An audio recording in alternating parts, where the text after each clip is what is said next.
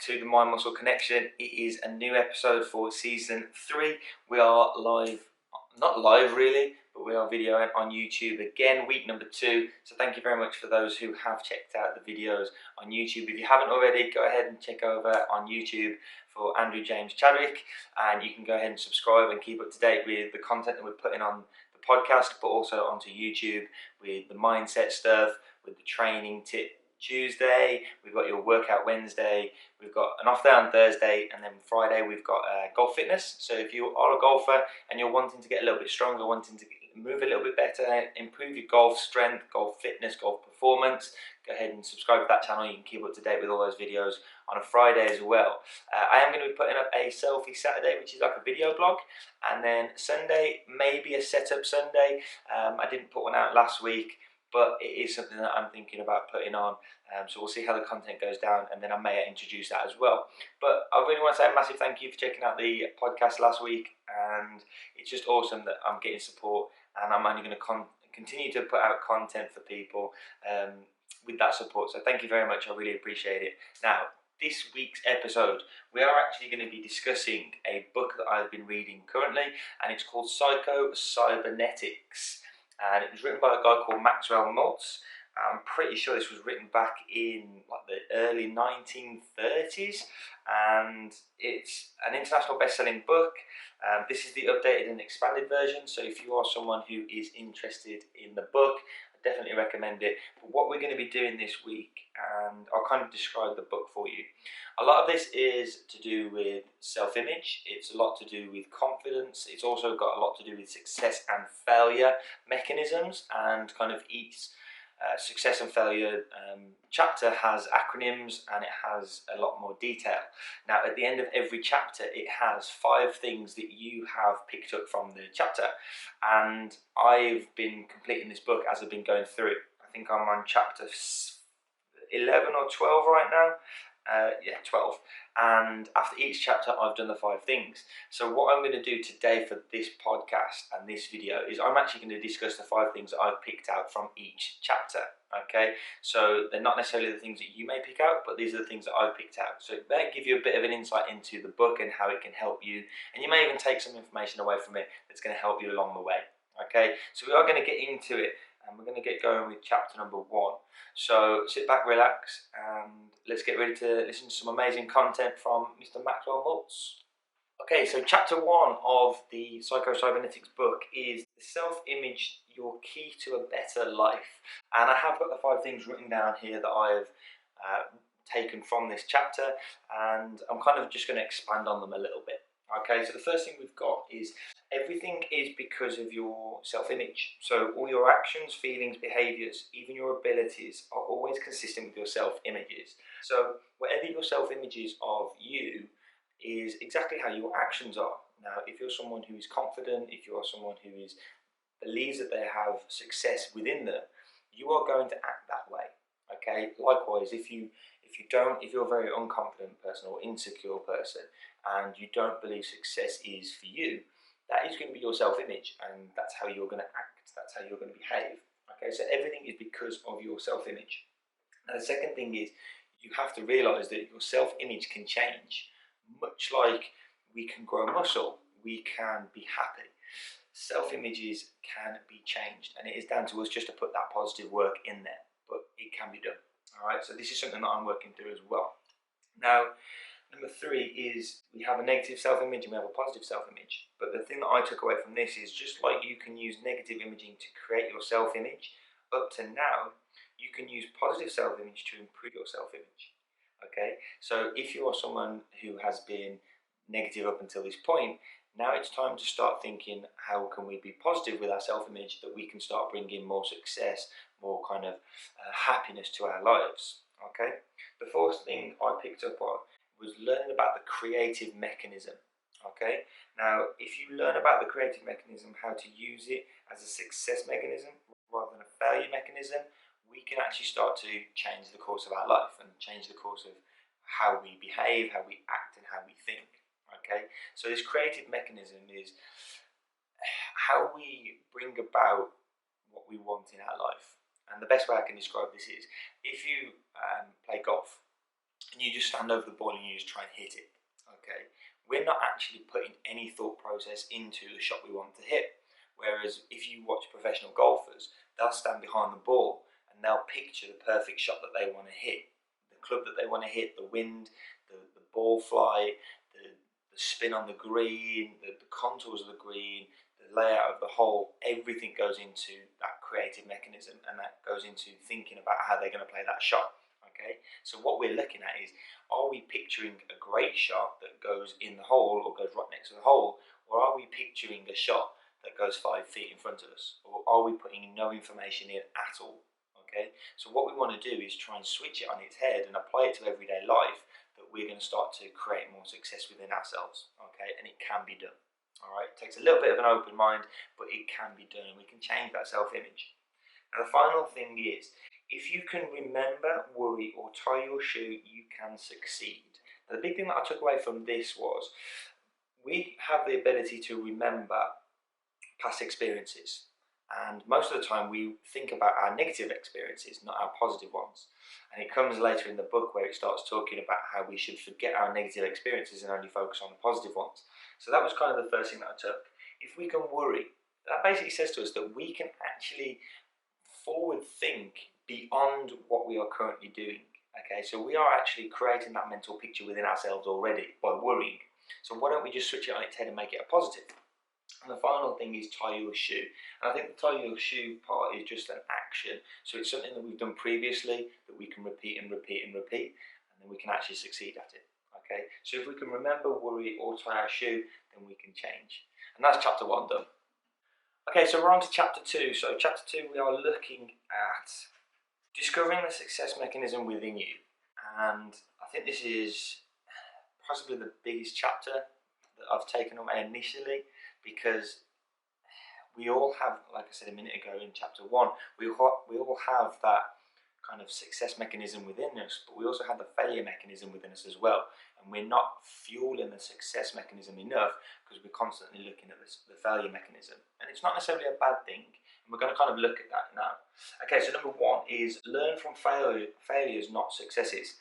Don't be afraid of making mistakes. You will learn from failures, but not from successes or not trying. Okay. Now, if you ever succeeded at something, everything just went perfectly, so you don't actually know what went wrong or why it was so good. Whereas if you failed at something, actually you knew that this was what was wrong, so you could change it the next time you did it. Okay. So we're always looking at, yes, you can learn from your failures, but you can't learn from not trying. So the second one is trust your creative mechanism. Now, I've got to learn to trust my creative mechanism to do its job and not be concerned or anxious as to whether it will work. I've kind of got in my own way a little bit about this with certain things in the past. So now it's up to me to try and kind of put that faith in the creative mechanism. The third thing is write down your goals. And I've been doing this for the last kind of 6 months to a year anyway. But write down your goals for the next year in each area of your life. This could already be in existence or could need creativity. Now, the one thing I would say is, if you jump online, go and get the 10 forms of wealth, and you can just search it on Google, and it will come up with a wheel, and it will have 10 different areas within your life, and you rate it between 0 and 10 or 1 and 10. And then what you can do from there is you can actually see what areas of your life you want to improve on, and you can start writing down meaningful goals that will help you get there. So check that one out, the 10 forms of wealth. Number 4 is trust your instincts. Okay, they are guiding you towards the better. Our instincts don't try and guide us towards being worse people or not better people. Okay, so trust your instincts. So whatever your goals are, it's because your body or your brain wants you to have those things. So go out and get them. Okay, the final one is your automatic mechanism. Okay, if I supply the goal, my automatic mechanism will find the solution and actions to take. Trust that instinct to go after what you want. Okay, so write down your goals and just supply them to the automatic mechanism. Don't think about it too much, because we end up going into paralysis by analysis is another good term.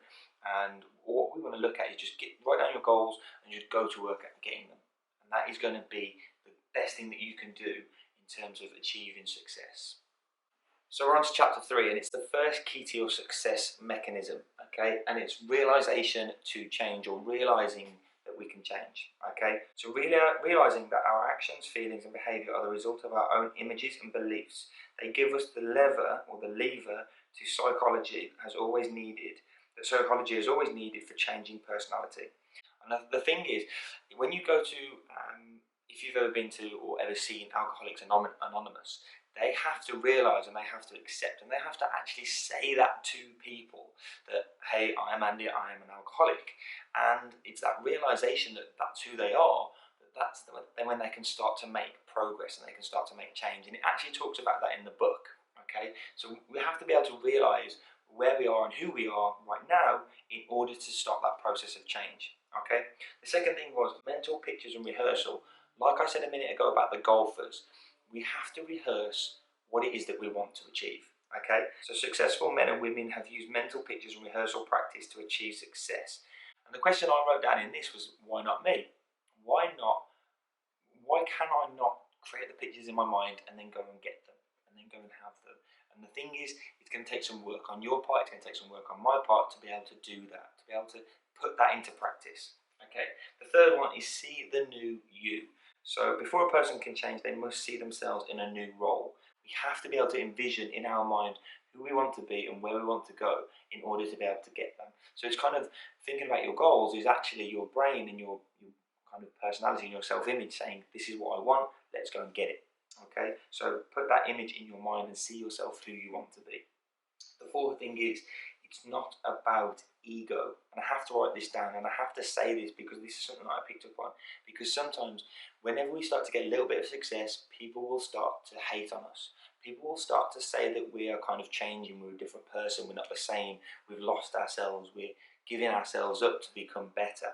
And the aim of self-image psychology is not to create a fictitious self that is all-powerful, arrogant, egoistic, and all-important. It's not about us trying to be better than other people. It is us trying to be our best selves, and it's down to us to be able to bring that out. And when we do that, a quote that I love is from Coach Carter, but it was a poem by Marianne Williams Scott, and it says that who are we not to be successful, but when we are giving it everything we've got, we have a light that shines, and our light automatically and unconsciously gives other people permission to do the same. So you being successful breeds that in other people without you even realizing it. Okay, so you are meant to be something great. We all are. We all have that ability within us. We just have to go and get it, and we have to go and see it within ourselves and then go and produce it. And the final thing was find your real self. That's what this is all about. Okay, our aim is to find the real self and to bring our mental images of ourselves more in line with the objects represented by our goals. So whatever your instincts are telling you to go out and get by your goals, that is who you are meant to be. Listen to that and go out and do it. Don't overthink it, just go and do it, and it is going to produce your real self. Right, chapter 4 is dehypnotize yourself from false beliefs, and this is a good chapter because this is where we start to put some work in and start to put some focus into who we are and where we want to be. So the first thing I picked up on was you have the power. Okay, within you, whoever you may be, regardless of how big a failure you think yourself to be, is the ability and the power to be whatever you need to do to be happy and successful. So we have it within ourselves, and we don't necessarily realize it. We may think that we don't have anything, or someone else has got more success than we have, or someone's got more of an ability than we have. And that's right. Some people will have little areas that they're a little bit stronger at. You've got the power within yourself to do whatever you want to do or be whoever you want to be to create that success within you. Okay, so realizing that was big. The second thing was unlock the power.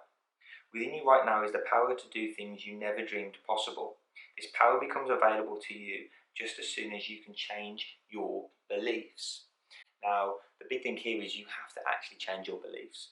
And if you don't believe that you can change them, that's where the issue is going to lie. So we have to look at why it is that we can't change our beliefs. And it does go into it in later chapters. So I'm really looking forward to the fact that some of these areas that I'm picking up on now, you're probably thinking, how am I going to do that? Is that me? What have I got that's holding me back? My beliefs right now. And I was doing the same with this book, okay? The third thing was measure you by you. My inability to perform surgery makes me an inferior surgeon, but not an inferior person. It all depends on what and whose norms we measure ourselves by. Now, This is key to everyone. Okay, so the inability to perform surgery makes me an inferior surgeon, but not an inferior person. How many times have you done something and it hasn't been successful, and all of a sudden you started measuring yourself or saying that you are a failure and you can't succeed at something, and you start to say to yourself that actually you put yourself down. Okay, you start to say to yourself, well, I'm not good. I'm not a good person because I can't do this, or I'm bad because I can't achieve something. Okay, so it makes you an inferior surgeon, not an inferior person. Okay, so if we're bad at something, we're just bad at that thing. It doesn't make us a bad person. So this was something in my mind that I've got to try and change as well. Okay, number 4, judging ourselves. The feeling of inferiority comes about for just one reason. We judge ourselves and measure ourselves not against our own norms, but against some other individual's norms. Again, it's the whole kind of, who am I compared to this person? Who am I compared to that person? And all of a sudden we start saying, well, if I don't have what they've got, or if I don't have what this person's got, then I'm inferior to them. And it's just not so. It is just not so at all. Okay, we have the ability to be the best versions of ourselves that we can be. It's not a game against who versus who. It's about ourselves becoming the best versions that we can be. Number 5, their standards aren't yours, and I kind of touched on it just. Stop measuring yourself against their standards. You are not them and can never measure up. Neither can they measure up to yours, nor should they. Okay, so we're not trying to measure up against their standards, and they're not trying to measure up against ours. It is you versus you, and it is them versus them. Okay, so measure against your own standards, not by someone else's. Right, so the last chapter in this kind of little section that I'm going to cover. So I'm going to do them in five chapters because it's 15 chapters. So I'm going to do it in three parts. No, I'm going to do it in 3 parts. So the final chapter is how to utilize the power of rational thinking. Now, the first one I put is start in the present. Okay, regardless of the omissions and commissions of the past, a person has to start in the present to acquire some maturity so that the future may be better than the past. We've all failed in the past, it doesn't make us a failure. It just doesn't mean that. Okay, so we have to start in the present and acquire some maturity so the present and the future can be better than the past. Okay, the second one is no future in the past. And it kind of sounds quite strange, like kind of philosophical. That was the word I was looking for, philosophical. No future in the past, okay? The present and future depend on learning new habits and new ways of looking at old problems. There simply isn't any future in digging continually in the past, okay? If we're constantly looking into our past and continually looking into our past, I think there needs to be a nice distinction here that looking into the past of what we failed at previously, kind of breaking it down and then changing it to move forward is actually healthy. But I think if we're constantly looking at all our failures all the time, that we're never actually putting anything into practice to then change. Okay, so something to look at there, that we want to look into the past briefly, analyse it real quick, and then kind of come out of it and look to the future and what are we going to change. We don't have to do it all the time, we just sometimes have to do that with little things. Okay, so the third one, it is all a learning process. Our errors, mistakes, failures, and sometimes even our humiliations, they were necessary steps in the learning process. However, they were meant to be means to an end and not an end in themselves. Okay? We're all going to fail. We're all going to fail at something at some point. It doesn't make us a failure. Okay? We're all going to make mistakes. We're going to potentially have humiliations because it's stuff that we want to do. And I've had them. Okay? I've had them. I turned my personal training studio in the UK into a gym and it flopped. I think I had 3 members, and for about 3 months I was really just working myself 8 till 8, trying to just make sure that I was servicing everyone that was in there, and it just didn't work out in the end. So it was one of those, okay, that we have to kind of just accept it, move forward, and go on to the next thing. All right. Number 4, unhappiness relives in the past. And I think I'm going to keep that one, and I'm going to put that into some social media content because I find that really resonates with me. Okay, the unhappiest of mortals is that man who insists on reliving the past over and over in imagination, continually criticizing himself for past mistakes, chronically condemning himself for past sins. So if we're constantly looking into the past and condemning ourselves for stuff that we've done wrong, we're never going to be happy. It's never going to allow us to step out of that kind of boundary or barrier and move forward and be happy and progress. Okay, so the final one is conscious rational thought. It is the job of conscious rational thought to decide what you want, select the goals you wish to achieve, and concentrate on these rather than on what you do not want. Okay, so the conscious rational thought is going to actually take you forwards, and it's actually going to put things in perspective that you actually want, that you don't, rather than what you don't want.